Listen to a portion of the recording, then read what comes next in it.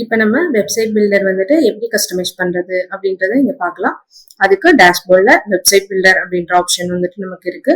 அதை இங்க கிளிக் பண்ணோம் அப்படின்னா நமக்கு வெப்சைட் பில்டரோட கஸ்டமைசேஷன் பேஜ் வந்துட்டு ஓப்பன் ஆகும். ஃபர்ஸ்ட் வந்துட்டு வெப்சைட் பில்டரோட ஸ்டெப்ஸ், அதாவது இதுல ஒவ்வொரு ஸ்டெப்ஸா வந்துட்டு நமக்கு இங்க வந்து கொடுத்துருப்பாங்க. ஃபர்ஸ்ட் நம்ம வந்துட்டு டொமைன் வந்துட்டு ரெஜிஸ்டர் பண்ணணும். நெக்ஸ்ட் வந்துட்டு நம்ம தீம் வந்துட்டு செலக்ட் பண்ணணும். அடுத்தது ஹோம் பேஜோட கஸ்டமைசேஷன் வந்துட்டு கம்ப்ளீட் பண்ணணும். அதுக்கப்புறமா வெப்சைட்ல இருக்கிற ஒவ்வொரு பேஜஸோட கஸ்டமைசேஷனும் கம்ப்ளீட் பண்ணணும். நெக்ஸ்ட் வந்துட்டு வெப்சைட் வந்துட்டு லைவ் ஆப்ஷன் வந்துட்டு பண்ணணும். ஃபர்ஸ்ட் வந்துட்டு டொமைன் ரெஜிஸ்ட்ரேஷன். இப்போ நம்ம டொமைன் ரெஜிஸ்ட்ரேஷன்ல நம்ம ஆல்ரெடி டொமைன் வந்துட்டு ரெஜிஸ்டர் ஆயிட்டு இருக்கு.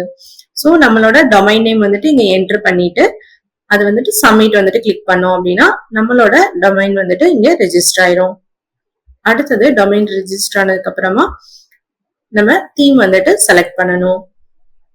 தீம் கஸ்டமைசேஷன்ல நமக்கு இங்க டிஃபால்ட்டா 6 டைப்ஸ் ஆஃப் தீம்ஸ் வந்துட்டு நமக்கு இங்க ஷோ ஆகும். ஒவ்வொரு தீமோட ப்ரிவியூமே நமக்கு இங்க செக் பண்ணிக்க முடியும். இங்க இருக்க ஐ பட்டன் வந்துட்டு கிளிக் பண்ணிட்டு அந்த தீமோட ப்ரிவியூ வந்துட்டு எப்படி இருக்கும் அப்படின்றத நம்ம இங்க வெரிஃபை வந்துட்டு பண்ணிக்கலாம். இப்ப நம்ம ஒவ்வொரு தீமுமே வந்துட்டு வெரிஃபை பண்ணிட்டு அதுக்கப்புறமா நம்ம எந்த தீம் வந்துட்டு செலக்ட் பண்ணணுமோ அதை வந்துட்டு நம்ம கிளிக் பண்ணிட்டு சேவ் தீம் வந்துட்டு கொடுத்தோம் அப்படின்னா அந்த தீம் வந்துட்டு நமக்கு சேவ் ஆயிரும். அடுத்தது அந்த தீம்க்கான பேசிக் கஸ்டமைசேஷன்ஸ் எல்லாமே நமக்கு இங்க வந்துட்டு ஷோ ஆகும். இன்கேஸ் நம்ம இதை வந்துட்டு எடிட் பண்ணணும் அப்படின்னாலுமே நம்ம இங்க எடிட் பண்ணிக்கலாம்.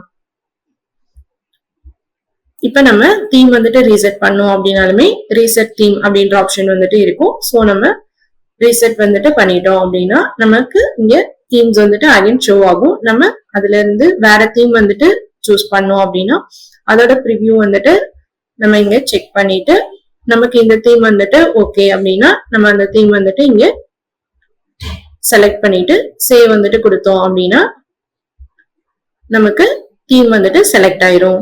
இது மாதிரி நம்மளோட தீம் பேஜ் வந்துட்டு நம்ம கஸ்டமைஸ் வந்துட்டு பண்ணிக்கலாம்.